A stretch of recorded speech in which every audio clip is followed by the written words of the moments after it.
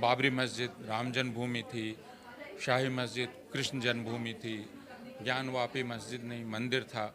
इस तरह की बातें राष्ट्रीय स्वयंसेवक संघ के सांस्कृतिक वर्चस्व स्थापित करने की परियोजना का हिस्सा है। और अब चूंकि ताकत आ गई है तो उसे वे वास्तविक रूप में लागू करने की, यानी उन सबको मुसलमानों से छीन कर, और अब आप देख रहे हैं कि ये पूरे भारत में फैल रहा है। यानी किसी भी मस्जिद पर दावा कर देना, भोजशाला वाली मस्जिद पर दावा करना, पूरे भारत में ये चीज़ फैल रही है और ये बहुत ख़तरनाक है। बाबरी मस्जिद के मामले में किया गया, जिसमें बाबरी मस्जिद की ज़मीन को बाबरी मस्जिद ढाने वालों के हाथ सुपुर्द कर दिया गया, ये मानते हुए कि वो मस्जिद है, वो जिंदा मस्जिद थी, उसको गिराना अपराध था, उसमें मूर्ति रखना अपराध था। इसके बावजूद जिन्होंने वो अपराध किया उन्हीं को ज़मीन दे दी गई ताकि शांति रहे। तो जब आप गलत तरीके से शांति हासिल करेंगे तो शांति मिलेगी नहीं, और वो साबित हो गया। आपने उनके हौसले बुलंद कर दिए जो अपराधी थे। सर, देश में तमाम मुद्दे होने के बावजूद भी ओल्ड जो मोनूमेंट्स हैं उनको लेकर एक राष्ट्रीय मुद्दा बनाने का प्रयास किया जा रहा है। टेलीविज़न पर आप देखो, इस पर लंबी बहस छिड़ी हुई है। इसको किस तरह से देखते हैं? और साथ साथ उस पर अगर कोई टिप्पणी कर देता है तो उसको जो है कार्रवाई हो जाती है उसको लेकर, जिसमें प्रोफेसर रतन लाल भी हैं जिनके ऊपर कार्रवाई हुई है। तो इस पूरे मसले को किस तरह से देखते हैं? देखिए, ये राष्ट्रीय स्वयंसेवक संघ की बहुत पुरानी परियोजना है, सांस्कृतिक परियोजना, जिसमें वह सिद्ध करना चाहता है कि भारत में सिर्फ एक ही रंग है और कोई रंग नहीं है। भारत का निर्माण सिर्फ एक ही तरह के लोगों ने किया है और किसी ने नहीं किया है। इसलिए जो भी ऐसे स्मारक हैं, ऐसे ऐसी जगहें हैं, सार्वजनिक जगहें, जिनके निर्माता, जिनको बनाने वाले, जिनके कल्पना करने वाले गैर हिंदू हैं या मुसलमान हैं या ईसाई हैं, तो वे कहते हैं कि नहीं, ये सब कुछ हमने ही किया है।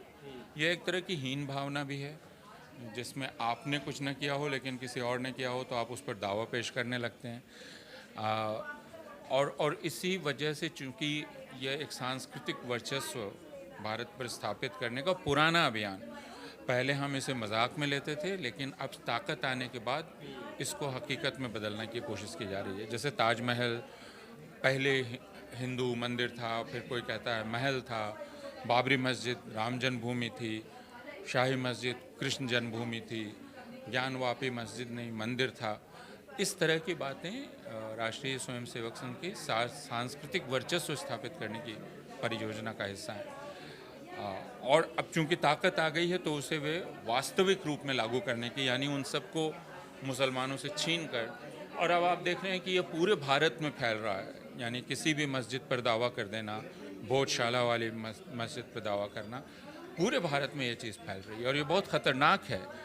और इसको अगर अदालतों ने नहीं रोका और 1991 का जो कानून है उसको, उसकी पूरी अक्षरशः उसकी आत्मा में उसको लागू नहीं किया, तो भारत में बहुत बड़ी हिंसक अराजकता पैदा होगी। सर, बाबरी मस्जिद और राम मंदिर का जो मसला जब चल रहा था, उससे पहले अनेकों बुद्धिजीवियों का ये मानना था कि इस मसले का हल निकल जाना चाहिए। अब जब हल निकल गया है, क्योंकि उनको लगता था कि ये हल निकल जाएगा तो जो ज़रूरी मुद्दे हैं उन पर बात की जाएगी, वह कभी अभी भी, ऐसा नहीं वह हुआ। बहुत स्पष्ट था। उस समय भी लोग सावधान कर रहे थे, यह अंत नहीं है। और अगर आपने सिर्फ शांति हासिल करने के लिए, किसी भी कीमत पर शांति हासिल करने के लिए आपने इंसाफ को सर्गबल खड़ा कर दिया, जैसा कि बाबरी मस्जिद के मामले में किया गया, जिसमें बाबरी मस्जिद की ज़मीन को बाबरी मस्जिद ढाने वालों के हाथ सुपुर्द कर दिया गया, ये मानते हुए कि वो मस्जिद है, वो जिंदा मस्जिद थी, उसको गिराना अपराध था, उसमें मूर्ति रखना अपराध था। इसके बावजूद जिन्होंने वो अपराध किया उन्हीं को ज़मीन दे दी गई ताकि शांति रहे। तो जब आप गलत तरीके से शांति हासिल करेंगे तो शांति मिलेगी नहीं, और वो साबित हो गया। आपने उनके हौसले बुलंद कर दिए जो अपराधी थे। अभी हाल ही में सर, जिस तरह से कुतुब मीनार को लेकर दावा किया जा रहा है कि वो एक स्तंभ है, हर तो जगह को लेकिन लेकर, उस पर जो है रोक लगा दी गई है जांच की। तो वैसे ही क्या और जगहों पर नहीं हो सकता? देखिए, अब हम क्या इंतज़ार करते हैं कि कोई एक न्यायाधीश हो जो अच्छा न्यायाधीश हो, जो समझदार हो, और हम इसे चमत्कार मानने लगे हैं। तो इसलिए ये संयोग है कि उसने कर दिया।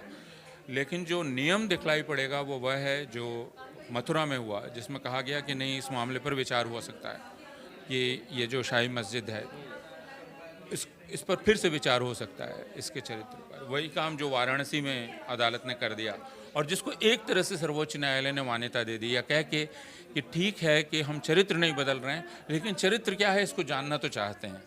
तो आप क्यों जानना चाहते हैं? इसलिए जानना चाहते हैं कि आप उसको बदलना चाहते हैं। यह बात बहुत स्पष्ट है।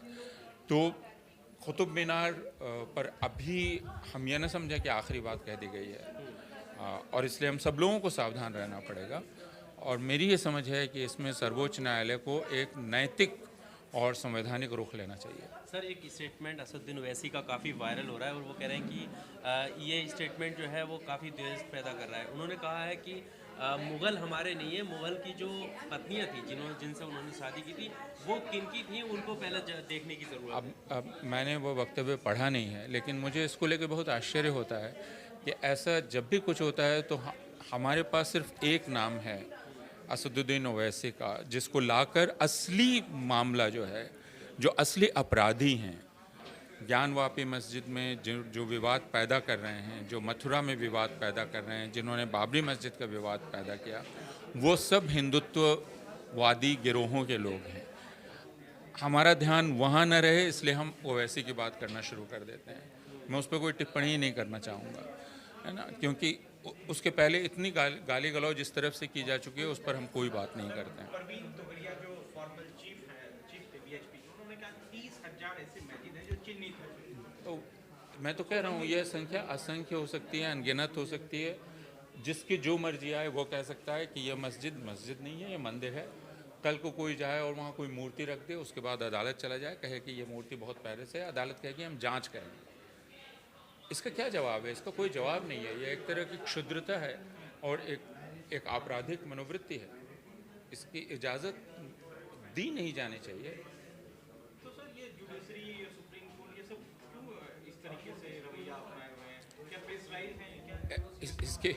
इसके बारे में क्या कहा जा सकता है अलावा इसके कि यह एक बहुसंख्यकवादी दिमाग है जो संभवतः न्यायपालिका पर हावी है। इस तरह के मुद्दों से निकलने के लिए अभी क्या कोई ऐसा प्रयास किया जा सकता है या किस तरह से देखा जा सकता है भविष्य में जो ये सिर्फ और सिर्फ जनता के जागरूक होने और उसके राजनीतिक दलों के बहुत स्पष्ट रुख लेने से ही संभव है, हिचकिचाने से नहीं। अभी कोई लगता है इमरजेंसी की हम बात क्यों करते हैं? आप एक बहुत ही बुरे दौर में हैं। सर, अभी कोई लगता है कि ऐसा कोई राजनेता है जो वाकई हक की बात करते हुए लीडर होकर जनता के मुद्दों के साथ खड़ा है? हम उसको खोज रहे हैं। अभी जैसी स्थिति तो नहीं हो रही है। लास्ट कुछ भी स्थिति हो सकती है। हम सिर्फ श्रीलंका की तरफ क्यों जा रहे हैं? हम जहाँ हैं वही बहुत बुरी स्थिति है। हम क्या इससे बुरी अवस्था में जाना चाहते हैं? चलिए, थैंक यू।